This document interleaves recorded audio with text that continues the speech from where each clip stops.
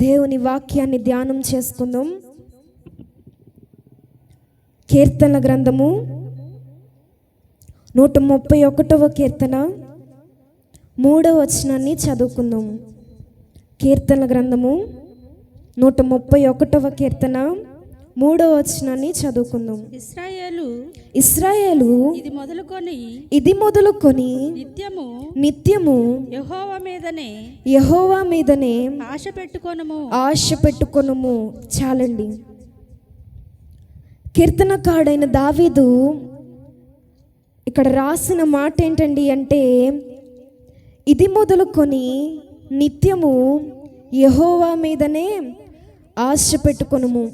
మనుషులుగా మన ఆశలు ఎలా ఉంటాయండి అంటే మనం ఎవరి మీద ఆశ పెట్టుకుంటామండి అంటే, మనకున్న బలము మీద, మనకున్న ఆస్తుల మీద, అంతస్తుల మీద, మనకున్న పేరు ప్రఖ్యాతి మీద మనము ఆశ పెట్టుకునేవారుగా ఉంటాం. మనకున్న ధనము మీద, మనకున్న బలము మీద ఆశ పెట్టుకునేవారుగా ఉంటాం. మరికొంతమందిని మనము గమనించినట్లయితే తల్లిదండ్రులైన వారు ఎవరి మీద ఆశ పెట్టుకుంటారండి అంటే, తమ బిడ్డల మీద వారు ఆశ పెట్టుకునేవారుగా ఉంటారు. ఏ విషయమందు వారు ఆశ పెట్టుకునేవారుగా ఉంటారండి అంటే, వృద్ధాప్య వయసులో వారు తమ బిడ్డలు వారిని కంటికి రెప్పవలే చూసుకుంటారని తమ బిడ్డల మీద తల్లిదండ్రులైన వారు ఆశ పెట్టుకునేవారుగా ఉంటారు. కానీ ఇక్కడ దావీదు భక్తుడు ఏమని చెప్తున్నాడండి అంటే, ఇది మొదలుకొని నిత్యము యెహోవా మీదనే ఆశ పెట్టుకొనుము. మనమైతే మన యొక్క బలము మీద, మనకున్న ఆస్తి మీద, మనకున్న అందచందాల మీద ఆశ పెట్టుకునేవారుగా ఉంటాం. మనము మనుషుల మీద ఆశ పెట్టుకునేవారుగా ఉంటాం. కానీ ఇక్కడ కీర్తనకారుడైన దావీదు ఏం చెప్తున్నాడండి అంటే, యెహోవా మీద ఆశ పెట్టుకోమంటున్నాడు. మనుషుల మీద మన ఆశ పెట్టుకున్నట్లయితే మనుషులు మన ఆశలను తీర్చేవారుగా ఉండరు. ఒకసారి 2 సార్లు మన ఆశను తీర్చేవారుగా ఉంటారు, కానీ ప్రతిసారి మన యొక్క ఆశలను వారు తీర్చేవారుగా ఉండరు. మనుషుల మీద మన ఆశను పెట్టుకున్నట్లయితే ఏదో ఒక రోజు మన ఆశలు నిరాశలయ్యేగా ఉంటాయి. కానీ ఇక్కడ కీర్తనకారుడైన దావీదు చెప్తున్న మాట ఏంటండి అంటే, ఇది మొదలుకొని ఇప్పటి వరకు నీవు ఎవరి మీద ఆశ పెట్టుకున్నావో నాకైతే తెలియదు, కానీ ఈ మధ్యాహ్న సమయం దేవుడు నీతో మాట్లాడుచున్న మాట ఏంటండి అంటే, ఇది మొదలుకొని యెహోవా మీద నీవు ఆశ పెట్టుకొనుము. ఆయన మీద నువ్వు ఆశ పెట్టుకోవాలి. ఎలా ఆశ పెట్టుకోవాలండి అంటే, దుప్పి నీటి వాగుల కొరకు ఆశపడినట్లు దేవా నా ప్రాణము నీ కొరకు ఆశపడేదిగా ఉంది. నీ ఆశ దేవుని పట్ల ఎలా ఉండాలండి అంటే, ఎడారిలో దుప్పి నీటి వాగుల కొరకు ఆశపడినట్లు నీ ప్రాణము దేవుని కొరకు ఆశ పెట్టుకునేదిగా ఉండాలి. మరి ఒక మాటను మనము ధ్యానం చేద్దాం. 130వ కీర్తన 6వ వచనాన్ని చదువుదాం. కావలివారు ఉదయము కొరకు కనిపెట్టుట కంటే ఎక్కువగా నా ప్రాణము ప్రభువు కొరకు కనిపెట్టుచున్నది. కావలివారు ఉదయము కొరకు కనిపెట్టుట కంటే ఎక్కువగా నా ప్రాణము కనిపెట్టుచున్నది. చాలండి. మనము దేవుని కొరకు ఎలా కనిపెట్టాలండి అంటే, కావలి వారు ఉదయము కొరకు కనిపెట్టుట కంటే ఎక్కువగా మన ప్రాణము దేవుని కొరకు కనిపెట్టేదిగా ఉండాలి. ఆయన మీద మన ఆశ ఎలా ఉండాలి అంటే, కావలి వారు ఉదయము కొరకు ఎదురు చూచినట్లుగా మన ప్రాణము దేవుని మీద ఆశ పెట్టుకునేదిగా ఉండాలి.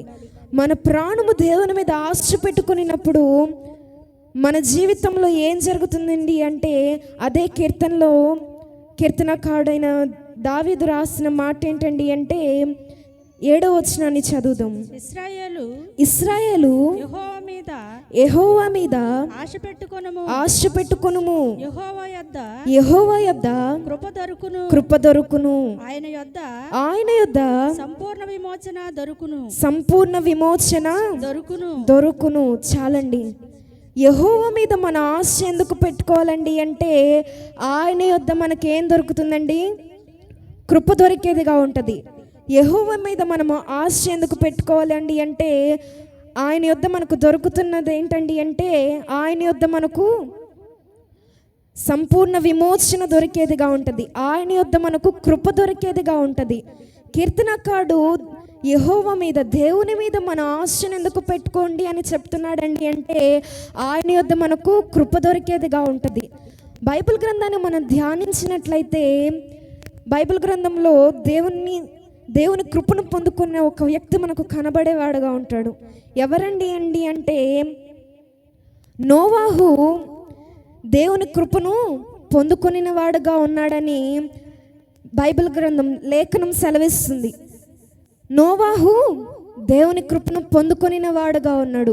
ఆయన కృపను పొందుకొని నోవాహు జీవితంలో ఏం జరిగిందండి అంటే ఆ తరమునకు వేరై జీవించిన వాడుగా ఉన్నాడు.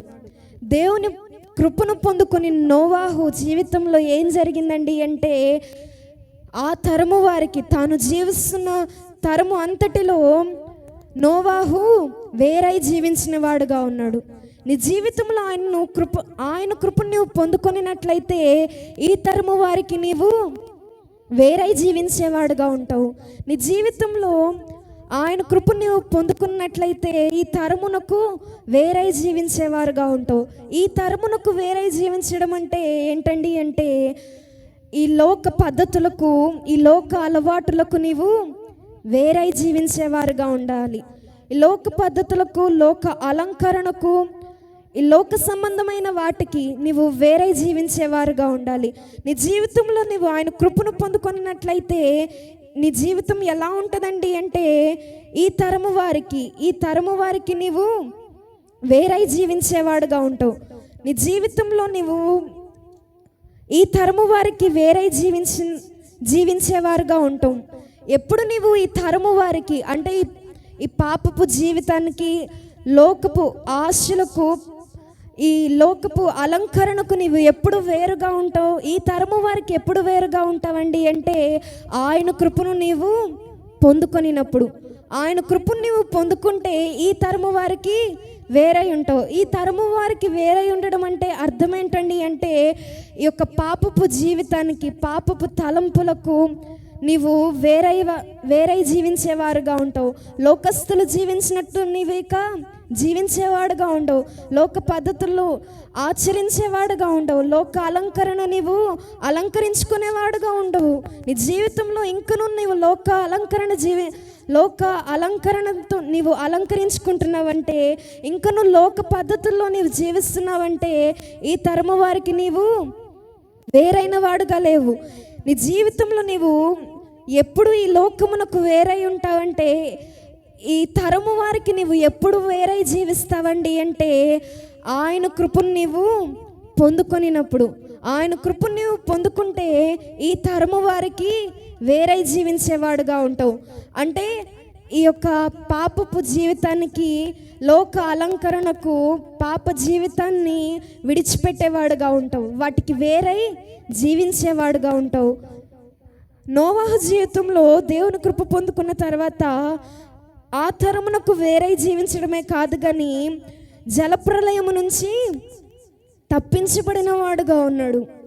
నోవాహు జీవితంలో జలప్రలయం నుంచి ఎప్పుడు తప్పించబడ్డాడని అంటే దేవుని కృపను నోవాహు పొందుకొనినప్పుడు నోవాహు జీవితంలో జలప్రలయం నుంచి తప్పించబడిన వాడుగా ఉన్నాడు. నీ జీవితంలో నీవు కూడా జలప్రలయంలో ఏం జరిగిందండి అంటే అక్కడ ఉన్న ప్రజలందరూ చనిపోయిన వారుగా ఉన్నారు. అంటే అక్కడ మరణము సంభవించినదిగా ఉంది. నీ జీవితంలో నీవు మరణించకుండా, అంటే రెండవ మరణమునకు నీవు తప్పించబడాలి అంటే, నరకము నుంచి నీవు తప్పించబడాలి అంటే ఆయన కృపను నీవు పొందుకునేవాడుగా ఉండాలి. నోవాహు జీవితంలో జలప్రలయము నుంచి తప్పించబడిన వాడుగా ఉన్నాడు. జలప్రలయము నుంచి రక్షింపబడిన వాడుగా ఉన్నాడు. నీ జీవితంలో మరణము నుంచి నీవు తప్పించబడాలి అంటే, సజీవులుగా నీవు ఉండాలి అంటే, రెండవ మరణము నుంచి నీవు తప్పించబడాలి అంటే, నరక పాత్రుడు కాకుండా నీవు పరలోకమునకు చేరాలి అంటే నీవు సజీవునిగా ఉండాలి అంటే నీవు కూడా దేవుని కృపను పొందుకునేవాడుగా ఉండాలి. ఎప్పుడు ఆయన కృపను పొందుకుంటావు? నీవు జీవితంలో ఆయన కృపను ఎప్పుడు పొందుకుంటావు అంటే దేవుని మీద నీవు ఆశ పెట్టుకున్నప్పుడు. ఆయన మీద నీ ఆశ పెట్టుకుంటే, ఇది మొదలుకొని యెహోవా మీదనే నీవు ఆశ పెట్టుకోగలిగితే నీవు సజీవునిగా నిలిచేవాడుగా ఉంటావు. మొదటగా నీ జీవితంలో దేవుని మీద ఆశ పెట్టుకుంటే నీకేం దొరుకుతుందండి అంటే ఆయన కృపను నీవు పొందుకునేవాడుగా ఉంటావు. ఆయన కృపను పొందుకున్న నీ జీవితంలో ఏం జరుగుతుందండి అంటే, మొదటిగా ఈ తరము వారికి వేరే జీవించేవాడుగా ఉంటావు. ఈ తరము వారికి వేరే జీవించడం అంటే ఈ లోక పద్ధతులను నీవు ఆచరించేవాడుగా ఉండవు. ఇక నుంచి నీవు ఈ లోకమునకు వేరే జీవించేవాడుగా ఉంటావు. పాపపు జీవితం నుంచి వేరుగా బ్రతికేవాడుగా ఉంటావు. రెండవదిగా ఆయన కృపను పొందుకున్న నీ జీవితంలో జరుగుతున్న మార్పు ఏంటండి అంటే, సజీవులుగా మార్చబడతావు.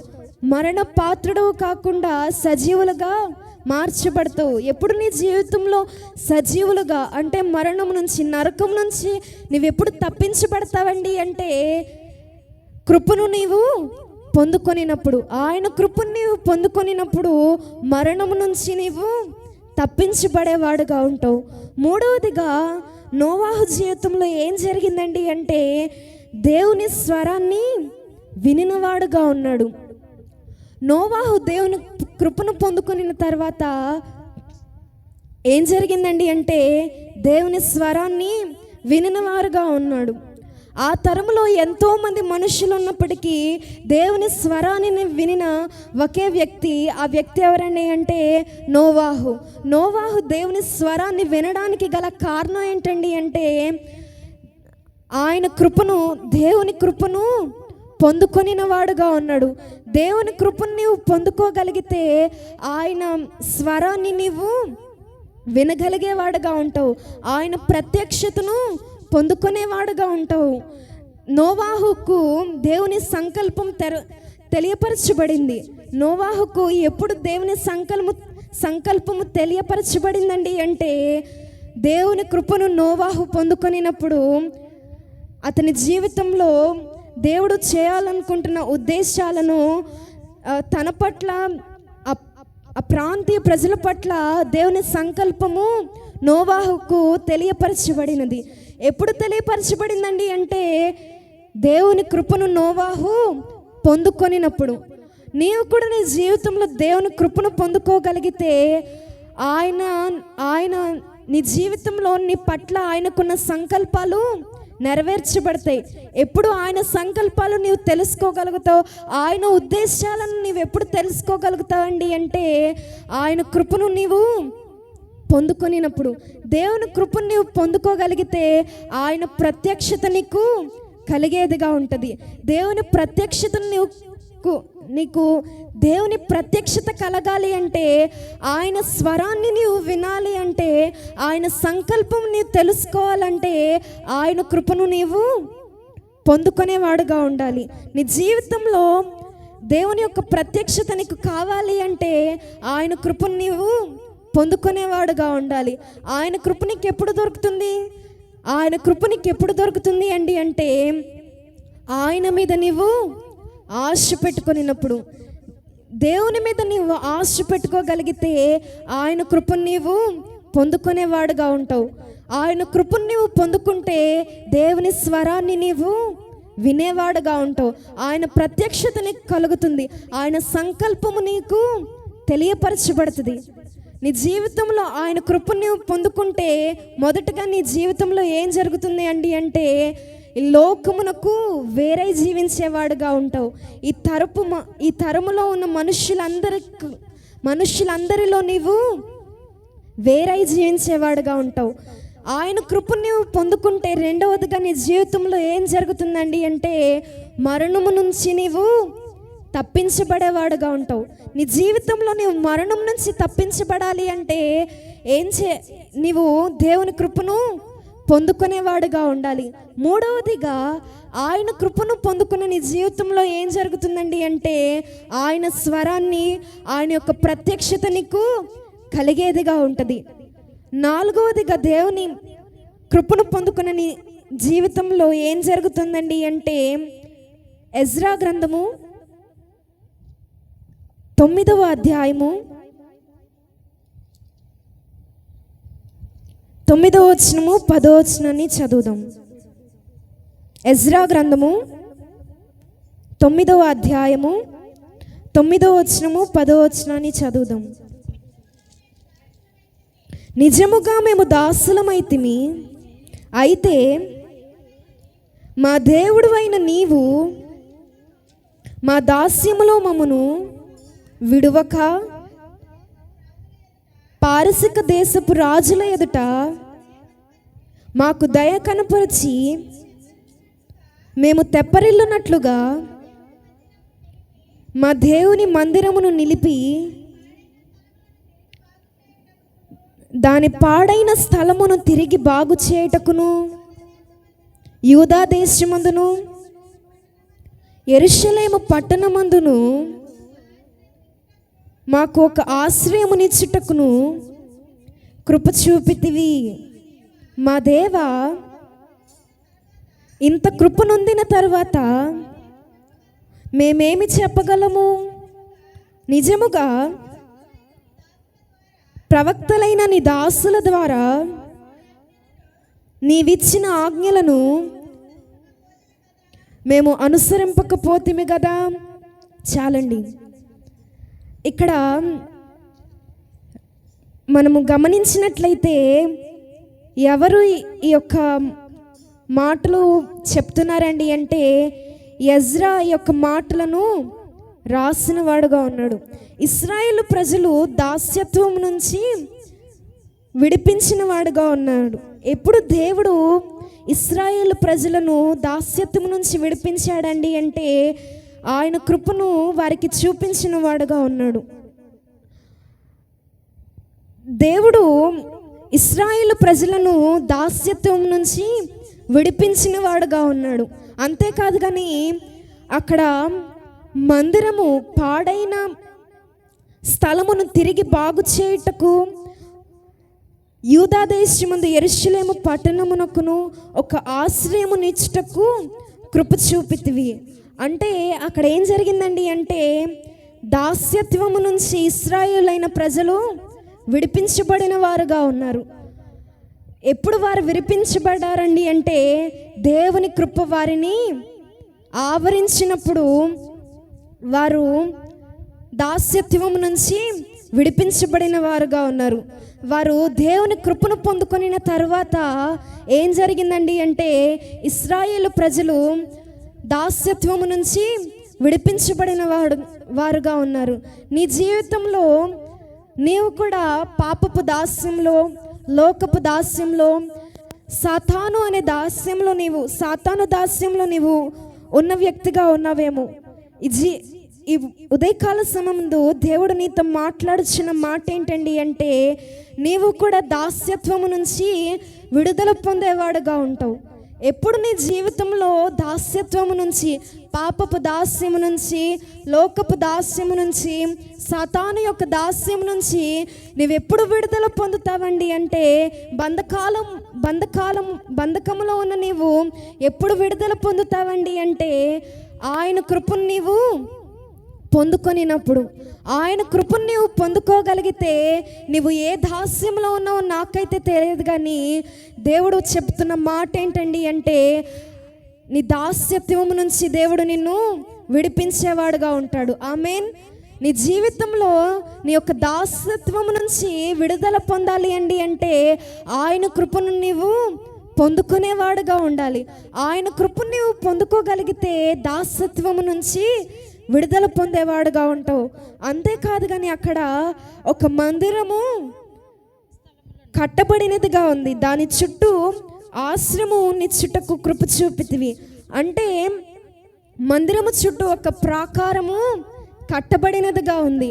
నీవు కూడా సజీవమైన ఆలయముగా దేవుని కొరకు కట్టబడేవాడుగా ఉంటావు.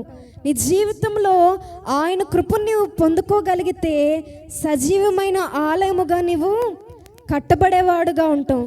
నీ చుట్టూ ఒక ప్రతిష్ఠిత అనే పర్వతము నిర్మించబడేదిగా ఉంటుంది. ఎప్పుడు నీ జీవితంలో నీవు దేవుని కొరకు ఒక ఆలయముగా నిర్మించబడతావు.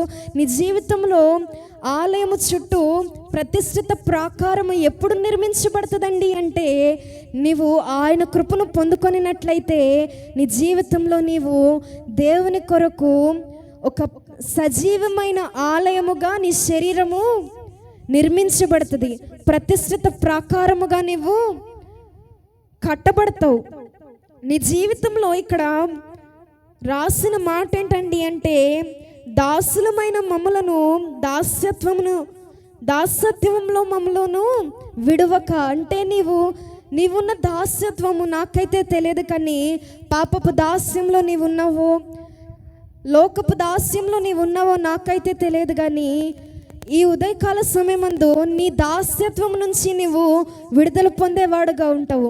ఎప్పుడు నీవు విడుదల పొందుతావో, నీ జీవితంలో దాస్యత్వం నుంచి విడుదల పొందడానికి మార్గం ఏంటండి అంటే, ఆయన కృపను నీవు పొందుకొనినప్పుడు దాస్యత్వం నుంచి నీవు విడుదల పొందేవాడుగా ఉంటావు. ఆయన దేవుని కొరకు నీ శరీరము ఒక సజీవమైన ఆలయముగా కట్టబడేదిగా ఉంటుంది.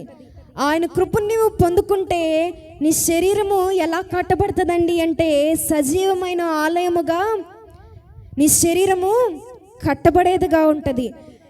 నీ ఆలయము చుట్టూ, సజీవమైన ఆలయము చుట్టూ ప్రతిష్ఠిత అనే పర్వతము నిర్మించబడేదిగా ఉంటుంది.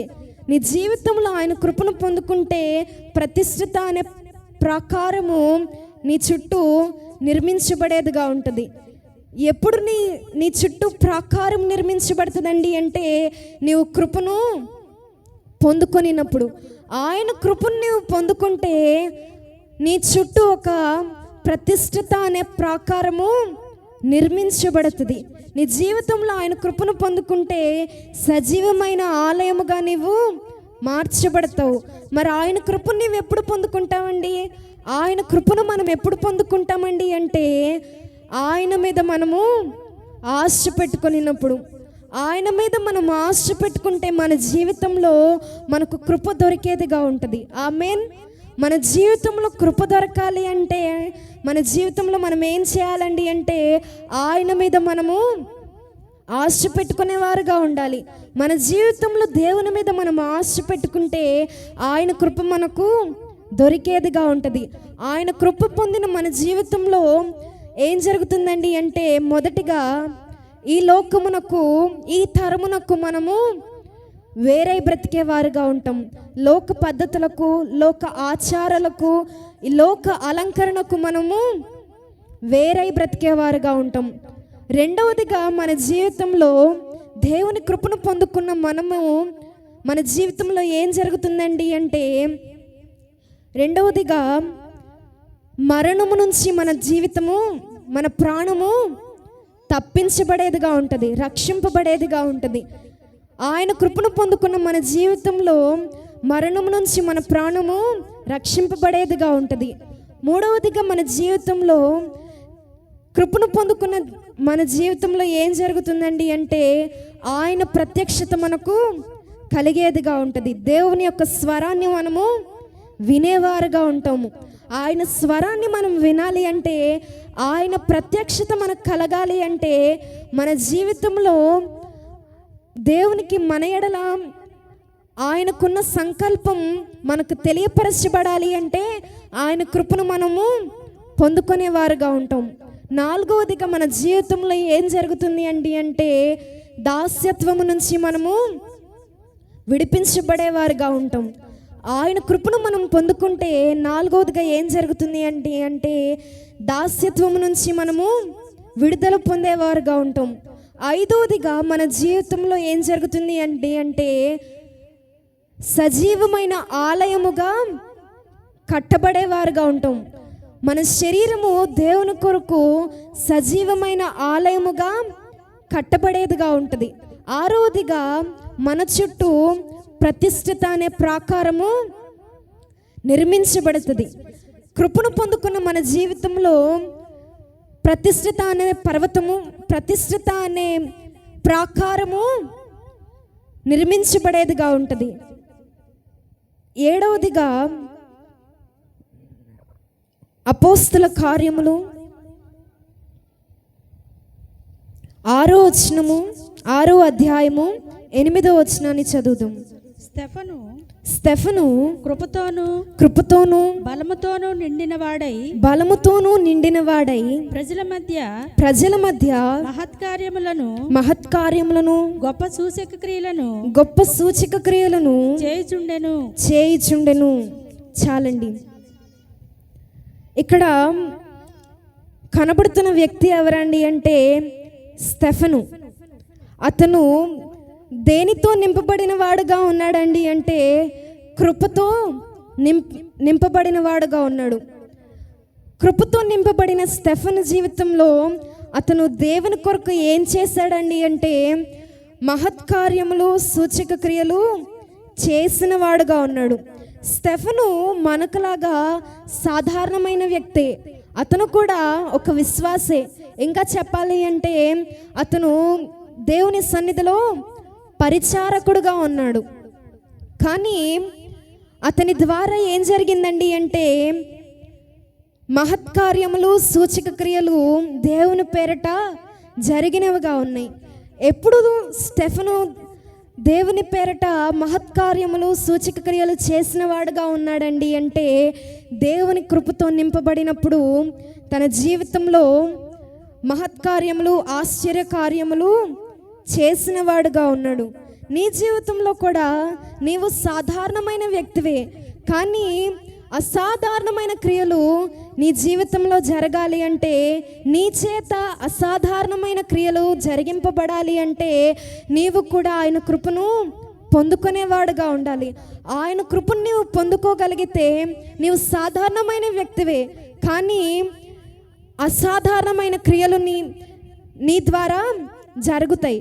ఎప్పుడు నీవు అసాధారణమైన క్రియలు చేస్తావండి అంటే దేవుని కొరకు ఆశ్చర్య కార్యాలు నీ ద్వారా జరిగింపబడతాయండి అంటే నీవు ఆయన కృపను పొందుకొనినప్పుడు. ఆయన కృపను నీవు పొందుకోగలిగితే సాధారణమైన వ్యక్తివైన నీవు దేవుని కొరకు అసాధారణమైన కార్యాలు చేసేవాడుగా ఉంటావు. ఇక్కడ స్టెఫను కృపతో నింపబడి మహత్కార్యములు, సూచక క్రియలు చేసిన వాడుగా ఉన్నాడు.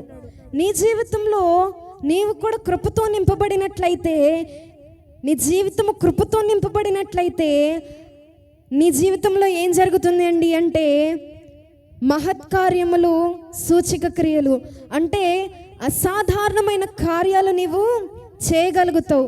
నీ జీవితంలో అద్భుతాలను, ఆశ్చర్య కార్యాలను నువ్వు చేయగలుగుతావు. నీ జీవితంలో నువ్వు అసాధారణమైన కార్యాలను ఎప్పుడు చేయగలుగుతావండి అంటే ఆయన కృపను నీవు పొందుకొనినప్పుడు.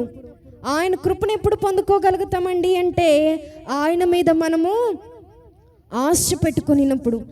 మన ఆశ ఎవరి మీద ఉండాలండి అంటే దేవుని మీద మన ఆశ ఉండేదిగా ఉండాలి. దేవుని మీద మనం ఆశ పెట్టుకోగలిగితే ఏం జరుగుతుంది అండి అంటే ఆయన కృపను మనము పొందుకునేవారుగా ఉంటాం. ఆయన కృపను పొందుకున్న మన జీవితంలో ఏం జరుగుతుందండి అంటే మొదటగా నోవాహు జీవితాన్ని మనము ధ్యానించాము. నోవాహు జీవితంలో ఏం జరిగింది? ఆ తరము వారికి వేరై జీవించాడు. జలప్రలయము నుంచి తప్పించబడిన వాడుగా ఉన్నాడు. దేవుని స్వరాన్ని వినినవాడుగా ఉన్నాడు. నీ జీవితంలో నీవు కూడా కృప పొందుకొనినట్లయితే, నీ జీవితంలో ఆయన కృపను నీవు పొందుకోగలిగితే ఈ తరము వారికి నీవు వేరై ఉంటావు. మరణము నుంచి నీవు తప్పించబడేవాడుగా ఉంటావు. దేవుని యొక్క స్వరాన్ని వినేవాడుగా ఉంటావు. నీ జీవితంలో ఆయన స్వరాన్ని వినాలి అంటే ఆయన ప్రత్యక్షత నీకు కలగాలి అంటే ఆయన కృపను నీవు పొందుకునేవాడుగా ఉండాలి. 4వదిగా ఆయన కృపను పొందుకున్న జీవితాల్లో ఎలా ఉంటాయండి అంటే దాస్యత్వము నుంచి విడుదల పొందేవారుగా ఉంటాం. మన జీవితంలో మనము ఏ దాస్యత్వంలో ఉన్నా ఆయన కృప పొందుకున్న వారమైతే ప్రతి ఒక్క దాస్యత్వము నుంచి దేవుడు విడిపించేవాడుగా ఉంటాడు. బంధకాల నుంచి ఆయన విడిపించేవాడుగా ఉంటాడు. ఆయన విమోచన మనకు కలగచేసేవాడుగా ఉంటాడు. 5వదిగా మన జీవితంలో ఏం జరుగుతుందండి అంటే కృప పొందుకున్న మన జీవితంలో సజీవమైన ఆలయముగా మనము కట్టబడేవారుగా ఉంటాము. సజీవమైన ఆలయముగా మనము కట్టబడేవారుగా ఉంటాము. 6వదిగా ఆలయము చుట్టూ మనము ప్రతిష్ఠిత అనే ప్రాకారముగా నిర్మించబడతాం. కృపను పొందుకున్న మన జీవితంలో ఏం జరుగుతుందండి అంటే ప్రతిష్ఠిత అనే ప్రాకారముగా నిర్మించబడతాం. 7వదిగా మన జీవితంలో ఏం జరుగుతుందండి అంటే ఆయన కృపను పొందుకున్న మన జీవితంలో సాధారణమైన వ్యక్తులమైన మనము అసాధారణమైన క్రియలు దేవుని కొరకు చేసేవారుగా ఉంటాము. మన జీవితంలో దేవుని కొరకు ఆశ పెట్టుకునేవారుగా ఉన్నట్లయితే ఆయన కృపను పొందుకున్న మన జీవితంలో అసాధారణమైన క్రియలు మనము చేసేవారుగా ఉంటాము. నీవు కూడా ఇంతదనకు మనుషుల మీద ఆశ పెట్టుకుని వాడుగా ఉన్నవేమో. ఈ ఉదయకాల సమయమందు దేవుడు నీతో మాట్లాడుచున్న మాట ఏంటండి అంటే ఆయన మీద నీవు ఆశ పెట్టుకునేవాడుగా ఉందుగాక. ఆయన మీద నీవు ఆశ పెట్టుకున్నట్లయితే ఆయన కృప మనము పొందుకునేవారుగా ఉంటాము. ఆయన కృపను మనము పొందుకునేవారుగా ఉంటాం. మనుషుల మీద మనం ఆశ పెట్టుకుంటే ఏదో ఒక దినమందు మన ఆశలు అణగారిపోయేవిగా ఉంటాయి. కానీ దేవుని మీద మనము ఆశ పెట్టుకున్నట్లయితే మనము కృపను పొందుకునేవారుగా ఉంటాము. అట్టి కృప పరిశుద్ధాత్మ దేవుడు మనకు దయచేసి